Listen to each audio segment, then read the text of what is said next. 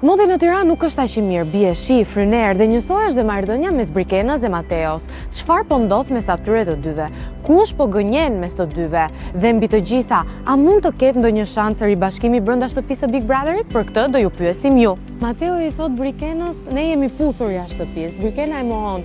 Kush mendon që po gënjen? Po, mund të jetë vajza. Që gënjen, Po, pra po. gënjen Brikena, po a mendon që duke qenë se kanë këto fërkimet e vogla me njëri tjetrin, mund të kenë ndonjë shans për tu rilidhur brenda shtëpisë së Big Po, Brotherit? ndoshta. Po të jenë afatgja në shtëpi mund të kenë të mundësi. A mendon që këta të dy mund të kenë ndonjë shans me qenë se kanë këtë konfliktin për tu rilidhur brenda shtëpisë së Big Brother? Po, sepse përderisa kanë tërheqje të kundërta, edhe siç i thënë, eventualisht ato që kanë tërheqje të kundër, ato kanë më shumë shans për të lidhur me njëri tjetrin. Pra mendon që Brikena dhe Mateo mund të kenë një lidhje brenda shtëpisë së Big Brother në vazhdim? Po. E keni parë marrëdhënien e Brikenës me Mateon? Po. Po. Tani kush mendoni se gënjen?